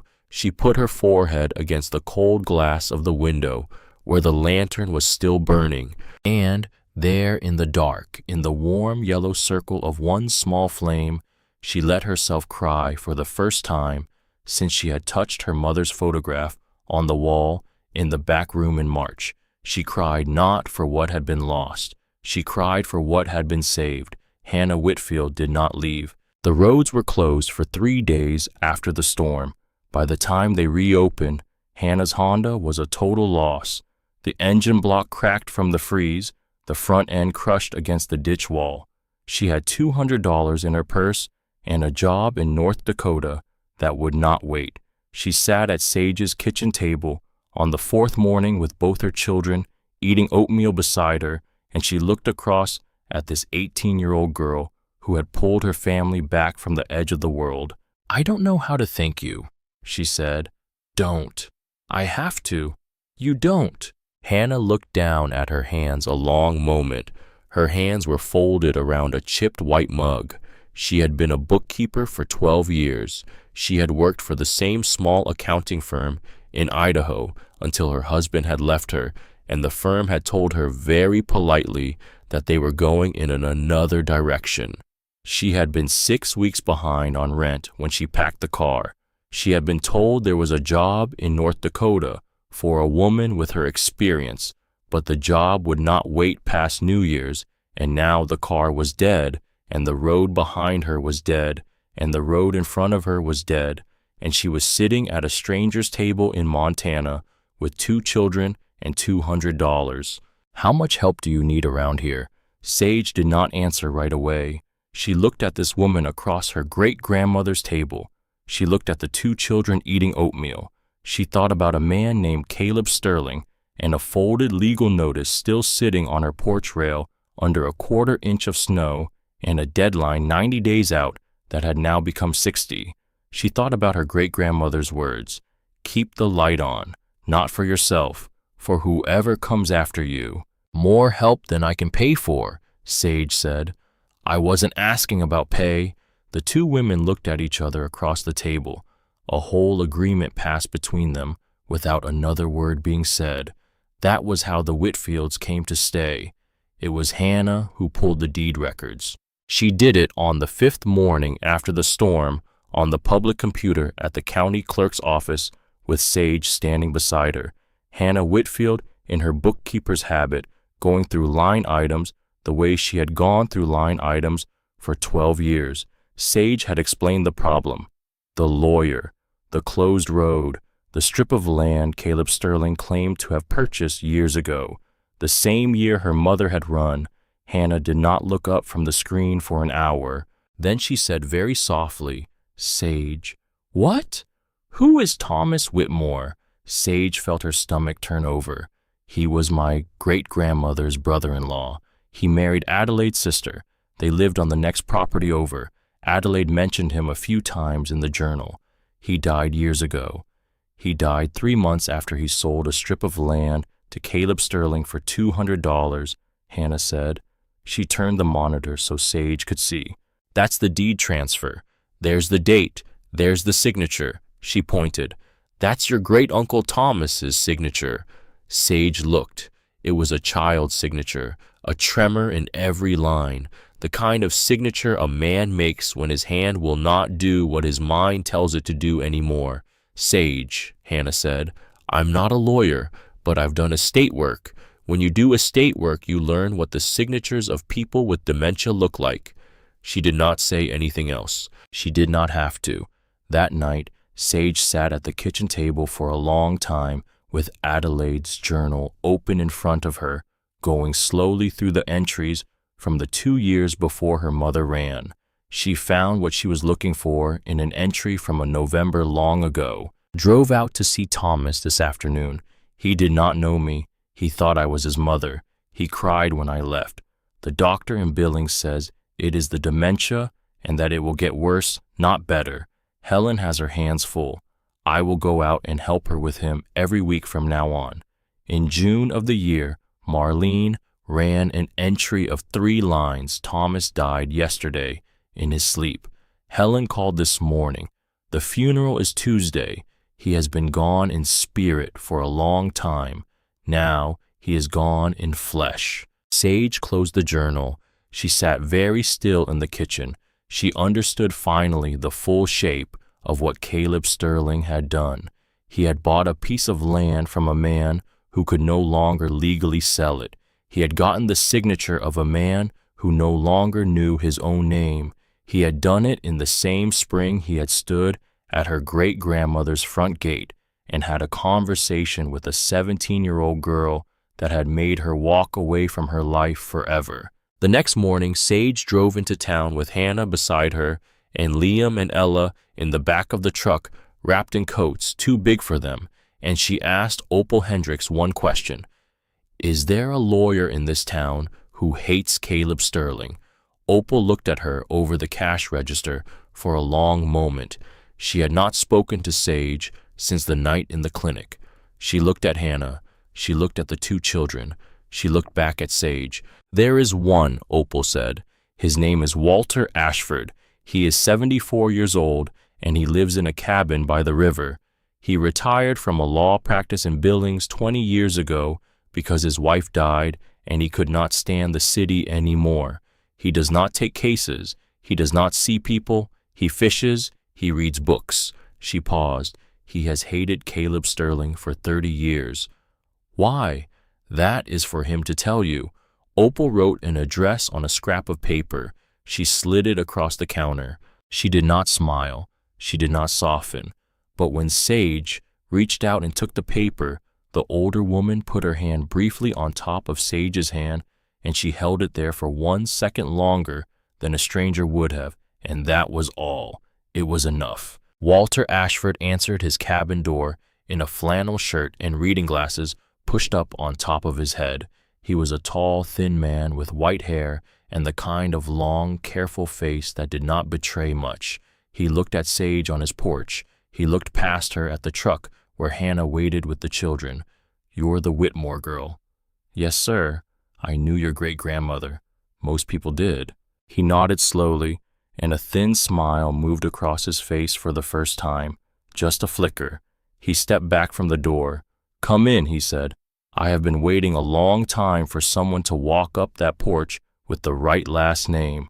Walter Ashford took her case for free. He told her, sitting in front of his Riverstone fireplace with a cup of coffee in his hand, the part of the story Opal had not told her. Some years before Marlene ran, Caleb Sterling had done the same thing to another family, the Bracewells. They had owned a ranch east of town for 5 generations. The old man, Aaron Bracewell, had a stroke that left him weak in the head, and one afternoon Sterling came around with a set of papers, and within 6 months, the Bracewell ranch was gone. The son who lived in Denver tried to fight it. Walter Ashford had been his lawyer. They had lost.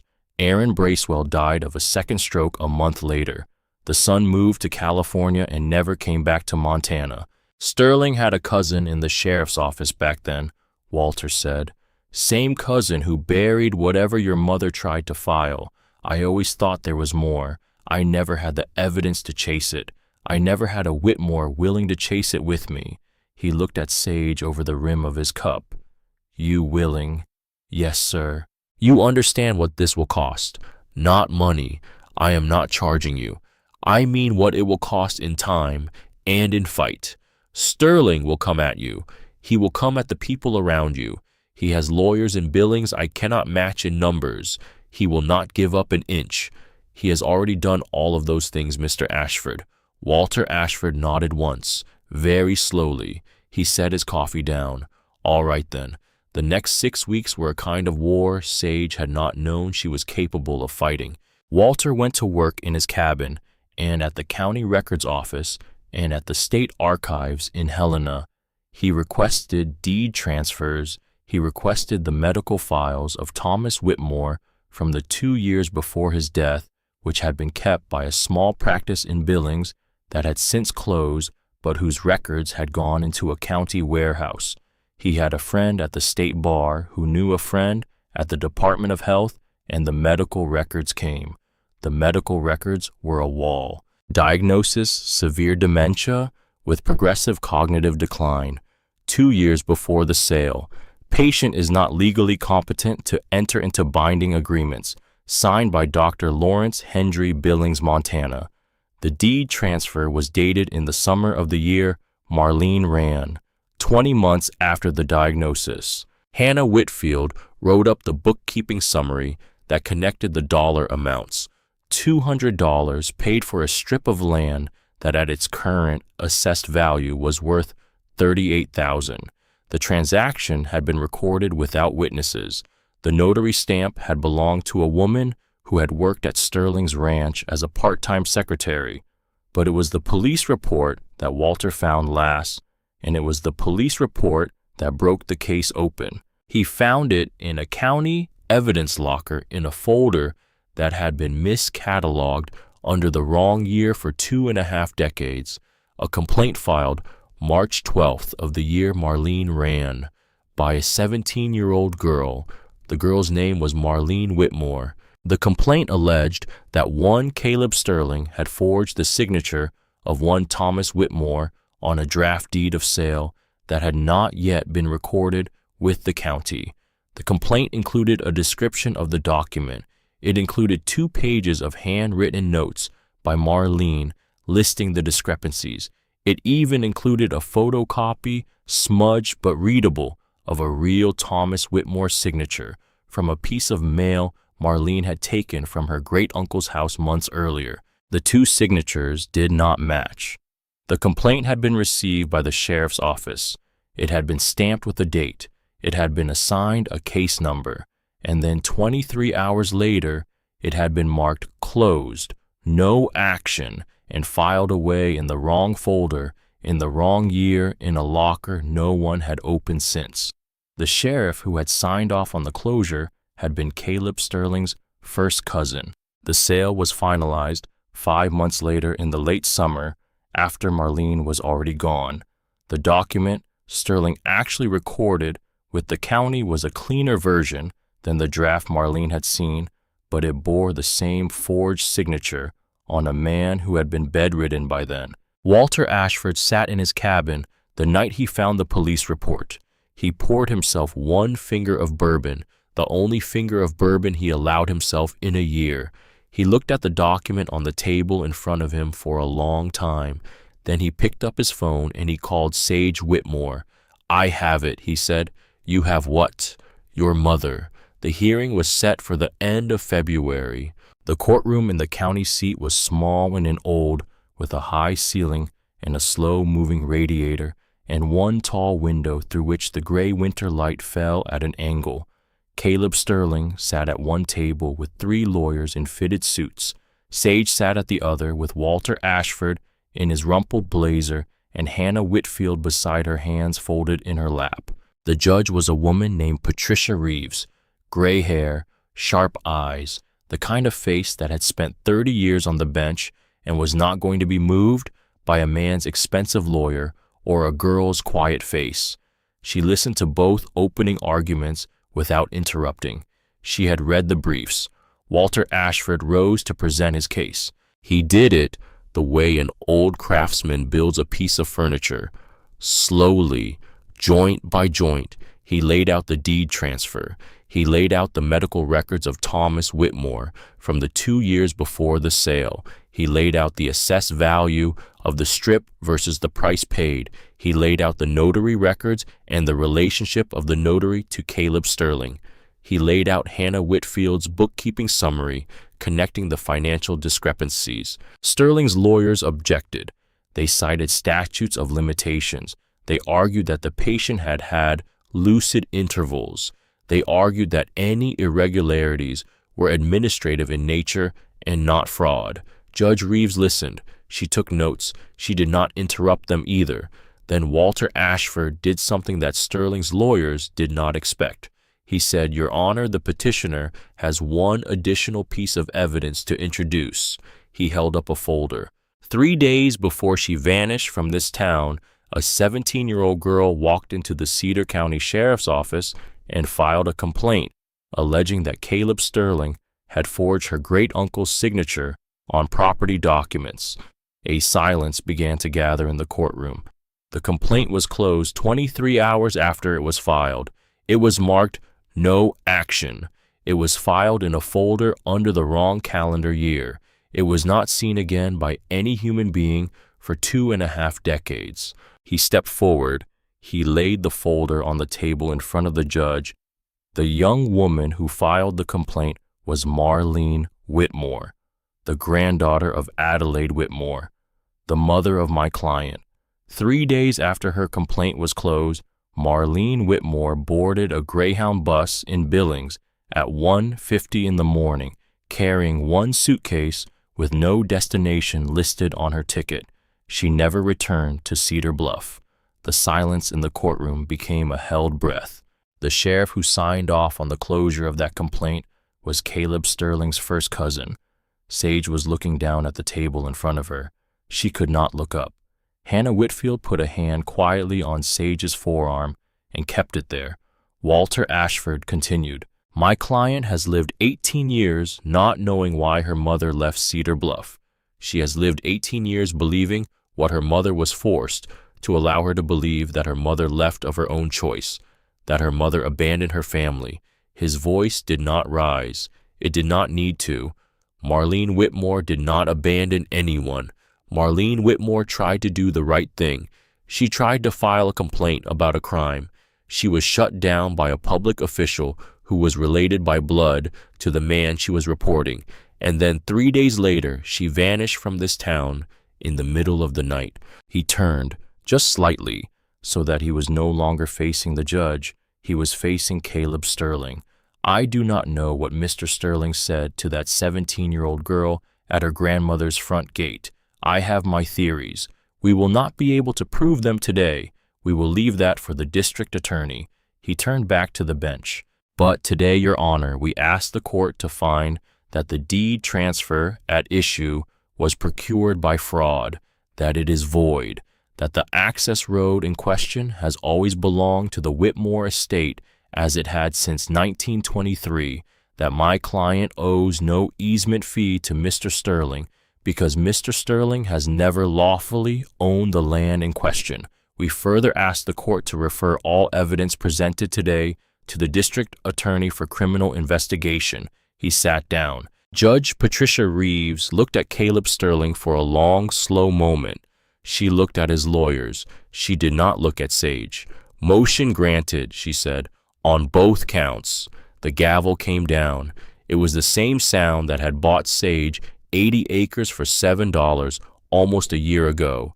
It was a different sound today. Sage walked out of that courthouse with Hannah Whitfield on one side of her and Walter Ashford on the other, and the cold February air hit her face like a hand opening, and she did not cry there on the steps. She would not cry until later. She walked down the courthouse steps the way her great-grandmother had taught her, through 30 years of words written in a journal by lamplight, the way a woman walks when she has just won a thing that did not belong to her alone. She had won it for the woman who had stood in front of a white farmhouse smiling at a camera, hand raised to shade her eyes from the sun. The truth about Marlene came out in pieces in the weeks that followed, the way the truth usually does. Walter Ashford pieced together the rest of it from interviews with 3 people who had been afraid to speak at the time and were no longer afraid at 73, 76, and 81. They had been afraid, those people, of Caleb Sterling's family, of his cousin in the sheriff's office, of what could happen in a small Montana town to a person who said the wrong thing about the wrong man. The story they told together, the 3 of them, was this. Marlene Whitmore had been 17 years old working that spring at the small accountant's office on Main Street where she filed papers and answered the phone. She had come across a draft deed transfer between Thomas Whitmore and Caleb Sterling almost by accident, sorting through Sterling's tax filings. The document had not yet been recorded with the county, but the signature was already on it.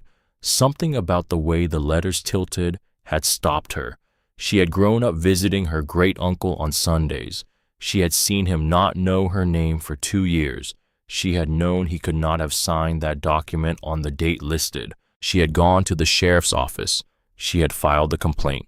The next night, Caleb Sterling had come to the front gate of the Whitmore property after dark, and Marlene had met him there. And what he had said to her, Walter Ashford pieced together from 3 different sources, had been very simple and very specific. He had told her that if she did not withdraw the complaint, something was going to happen to her grandmother. He had told her, smiling, that Adelaide was an old woman alone in a big house, and that old women alone in big houses had accidents all the time. Falls, fires, slips on icy porches in the winter, things that happen, things that no one would investigate too hard because old women fell and old houses burned, and that was the nature of a small town like this. He had told her to think very hard about whether she wanted to be the reason her grandmother died. Marlene Whitmore had stood at the front gate of her great-grandmother's house at 17 years old with a Montana spring night around her, and she had made the only choice a girl could make under those words. She could not unfile the complaint. That was already on the record, but she could remove herself. She could remove the witness. She could disappear so completely that there would be no one for Sterling to threaten through. No daughter, no granddaughter, just a stubborn old woman alone in a house who knew nothing, who could be left alone. She had packed a suitcase that night. She had left a note on the kitchen table. She had walked 5 miles in the dark to the highway, and she had caught a ride to Billings, and she had gotten on a bus, and she had ridden out of Montana, and she had never come home. She had been pregnant by then, though she had not known it yet. The young man she had been seeing, a quiet boy from a farm outside Cedar Bluff, did not even know she had left until she had been gone 3 weeks. He looked for her for 2 years. He did not find her. He died in a tractor accident on his family's farm a few years later at the age of 20. He had not known he was Sage's father. Marlene Whitmore had raised her daughter alone in a small apartment in Nebraska, working 2 jobs, never going back to Montana, never writing to her grandmother because she believed with a 17-year-old's terror that had never quite let her go, that any letter she sent might bring Caleb Sterling to Adelaide's door. She had died in a car accident on a winter highway when Sage was 4 years old. She had never gotten to tell anyone what had happened to her, until now. Sage walked out to the oak tree at the back of the property the evening she heard the full story. It was the tree Adelaide had planted in 1955, the year she married. It was 100 feet tall now. It had bark like dark armor and a crown that moved in the wind the way old slow animals move. Sage stood under it for a long time with her hands in the pockets of her great-grandmother's coat, and she watched the late February sky turn from gray to a soft pale pink. "Mama," she said. She said it out loud, to the tree, to the sky, to the long, wide Montana evening. "Mama, you didn't leave me. You didn't leave any of us." The wind moved through the oak. The light moved across the prairie. She stood there until the first stars came out, and then she walked back up to the house, and she opened the front door, and the lamp in the front window was burning, and inside Hannah was reading a book by the stove, and Liam and Ella were drawing pictures on scrap paper at the kitchen table, and Sage Whitmore understood in that moment that she was not the last Whitmore woman in this house. She was the first Whitmore woman in this house in a quarter of a century to come home. The investigation took 8 months. It found in the end more than Caleb Sterling had ever expected. It found the Bracewell Ranch. It found 2 other properties acquired through similar paperwork. It found a pattern of fraud reaching back into the mid-1980s. Sterling did not go to prison. He had good lawyers. He had money. But he lost the things money cannot quite buy back: his reputation, his banks, his business partners. By the end of that year, he had been forced to sell most of his ranch to pay the legal fees and the civil settlements. He left Cedar Bluff on a November morning, driving down the same county road he had once tried to close. Sage was on the front porch drinking coffee when his truck went past at the bottom of the property. She did not wave. She did not need to. There was no longer anything to say. Silas came back to the farm in the spring. His shoulder had healed. His ribs had healed. He brought with him, when he came up the long drive in the back of his mother's pickup, a small wooden sign carved by his own hand, the letters burned in with a careful precision Sage had seen him use only on the things he loved. Whitmore Farm, Essendino, 1923. "For the gate," he said, "when you're ready." He said it on the porch rail. He did not stay long that first visit. He came back the next week, and the next. He helped with the planting that spring. He helped Liam build a coop for the new chickens. He fixed the engine on Adelaide's old truck. He did not say much. He had never said much, but Sage noticed that spring that she had begun to be less surprised by him being there than she was by him not being there. He kissed her once that summer by the gate at dusk, the way men in Montana sometimes kiss women, like it was a thing they had been thinking about for a long time and had decided was no longer something they could put off. After neither of them said anything, they walked back up the road together, slow in the long blue summer evening. That was how it began. That was all. Opal Hendricks came back too on a Sunday in April with a casserole dish in her hands, and her white hair newly cropped and her old wool coat unbuttoned in the warming weather. She stood on the porch and she said, "I was wrong about you, Sage Whitmore." "You weren't wrong, Opal. You were scared. There's a difference." "I am too old to be scared. I am going to start over." She came inside. She sat at the kitchen table where Adelaide had sat for 60 years. She stayed for dinner. She came back the next Sunday and the Sunday after that, and within 3 months it had become understood, without anyone saying it out loud, that Opal Hendricks ate Sunday dinner at the Whitmore farm now, the way Adelaide had eaten Sunday dinner in town, the two old women trading places across the long arc of half a century. Verna Caldwell visited in July on a swing through from Billings. She did not move back. Her life had moved on, but she stayed 3 days. She sat in the kitchen and drank coffee with Sage and Hannah and laughed for the first time in years. Before she left, she handed Sage a small frame photograph. It was Adelaide sitting in a booth at the old diner holding a cup of coffee, smiling at the camera. "I had it on the wall behind the register for 15 years, Verna said. "I want her to be in this house, where she belongs." Sage hung it in the front room, next to her mother's photograph. 3 Whitmore women, 3 generations, all home again. The lighthouse did not have a name until the second winter. It started with one woman. Her name was Eleanor. She was 68 years old. She had lost her husband to a long illness the previous spring, and she had discovered, after the funeral, that the small house they had been living in for 40 years was not actually paid off, and that she could not afford the back payments, and that she had nowhere to go. She had no children. Her sister had died. She had been quietly making plans she did not tell anyone about when Opal mentioned to her in the feed store one afternoon that there was a young woman out at the old Whitmore place who might have a spare room for a few weeks. Eleanor came out on a Tuesday in November. She stayed 6 weeks. She helped in the kitchen. She knit Ella a sweater. She told Sage stories about Adelaide that nobody else was still alive to tell. By the end of those 6 weeks, she had found a small apartment in town she could afford and a part-time job at the library, and a reason to keep going that she had not had when she walked up the porch steps.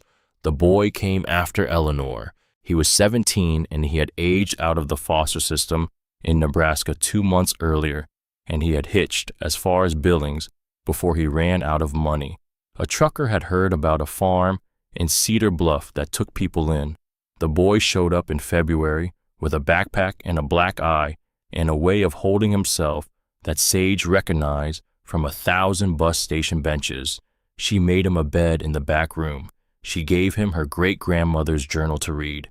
He stayed 6 months. When he left in the late summer, headed for a community college in Bozeman, where Sage and Hannah had helped him apply, he stood at the front gate a long time before he climbed into the truck Silas had agreed to drive him in. "What do I owe you?" he said to Sage. "Nothing." "That's not an answer." "All right, keep a light on, for whoever comes after you." He looked at her. He nodded. He climbed into the truck. The veteran came into fall. He had been to Afghanistan, and he could not sleep inside a house anymore. He pitched a small tent in the corner of the barn and stayed for the winter eating with the family, but sleeping under canvas. And by the spring, he had begun to sleep sometimes on the porch. By the summer, he could sleep in the back room with the window open. He left for a veterans program in Missoula in October. The young mother came in November with a small girl and a black eye she would not talk about. Sage gave her Hannah's old room since Hannah had moved into Adelaide's room by then. The young mother stayed 4 months. When she left, she had a job and an apartment and a restraining order. The townspeople began to call the farm the lighthouse sometime in that second winter. Sage did not name it. Other people named it. They named it because of the lamp Sage left burning in the front window every night from sundown to dawn, the way Adelaide had told her to in the letter folded into the back of the journal. They named it because travelers on the dark county road had begun to use it as a landmark. "You'll see the light. Just follow the light. That's how you know you're there." Sage did not put up a sign saying so. She left Silas's carved wooden sign on the gate. Whitmore Farm, Eston, 1923. That was enough. The other name belonged to the town. The town could keep it. The end of this story, if a story like this has an end, came on a Sunday evening in October of Sage Whitmore's third year on the farm. She was 21 years old. She walked out to the oak tree at the back of the property as the sun was going down. She wore her great-grandmother's coat, the same coat that had walked through 3 blizzards in 3 different decades to save 3 different families. The trees were turning. The leaves were dropping gold and red onto the long grass. The sky was the pale, clear blue that Montana skies turn when the year is getting ready to lay itself down. Behind her, the house was lit up. Hannah was in the kitchen with Opal putting the last of the Sunday dinner on the table. Liam, 12 now, was helping Silas put away tools in the barn. Ella, 8, was running across the yard with a half-grown black puppy named Pilot, both of them laughing at nothing, the way only children and dogs can laugh at nothing. Eleanor had driven out from town with 2 pies. Verna had sent a postcard from Billings. The veteran from the fall before the one from Afghanistan was writing letters, now sometimes from the program in Missoula. He was doing better. Sage stood under the oak and she took out a folded letter from the inside pocket of her great-grandmother's coat. She had carried it on her, that letter, for almost 3 years. It had been written by Adelaide and left in the journal in an envelope marked simply, "For whoever finds this place." She unfolded it now. She read it again even though she had it by heart. "My dear one, if you are reading this, then I am gone, and you have come home. I do not know who you are. Maybe you are Marlene, finally come back to me after all these years. Maybe you are someone I never had the chance to meet. It does not matter. You are here now. You found this place, and that makes you family. This land has been in our family for almost 100 years. It has seen hard times and good. It has buried our dead and raised our children and held us up when we had nowhere else to lean. It will hold you too. All I ask is this: keep the lamp in the window burning, not for yourself, for whoever comes after you, for whoever needs a place to rest, for whoever needs a moment of warmth in a hard night, for whoever needs the reminder that they are not alone in this world. We are never alone, not really. The people who love us leave pieces of themselves behind, in the land, in the walls, in the lamp burning in the window. They are still here, and now so are you. Welcome home, your grandmother Adelaide." Sage folded the letter. She put it back inside her coat. She looked up at the wide Montana sky, going slowly from blue to rose to lavender, and she thought about a girl of 17 standing at a front gate in the spring of a year long ago, making a choice no girl should have had to make. She thought about that same girl raising a daughter, alone in a Nebraska apartment, never riding home, dying on a winter highway with the address of the farm she could not return to folded somewhere in her wallet. She thought about a great-grandmother writing 13 birthday cards to a child she had never met by the light of one lamp in a kitchen, now warm again with people. She thought about the 18-year-old girl she had been 3 marches ago, standing in a courthouse with $7 worth of land under her boots and no one in the world. She thought about how none of them had been alone. Not really, not in the end. "Mama," she said quietly to the sky. "Grandma, I'm home." She turned and she walked back up the long grass path toward the house. The kitchen window was full of yellow light. The front window held the lamp she had set there before sundown, the way she set it every night, the way Adelaide had told her to. Silas was coming out of the barn with Liam at his side. Ella came running across the yard with the puppy at her heels calling Sage's name. Hannah was on the porch holding open the door. The light from inside the house fell out onto the grass. Sage walked into it. She closed the door behind her. The lamp in the front window kept burning. the way it would burn every night for as long as Sage Whitmore lived in that house. For Marlene, who had not been able to come home. For Adelaide, who had waited 30 years. For a boy from Nebraska who would one day pass it on the highway and turn his head. For a young mother in a borrowed coat with a child in her arms. For a veteran who could not yet sleep inside walls. For an old woman who had lost her husband and did not know where to go. For whoever came after. For whoever needed it. For as long as there were people in this world who walked the dark roads alone, looking for a light in a window, the light in this window would be on. That was the promise. That was the inheritance. That was the truth Sage Whitmore had bought on a Tuesday in March in a courthouse that smelled like dust and old varnish for $7.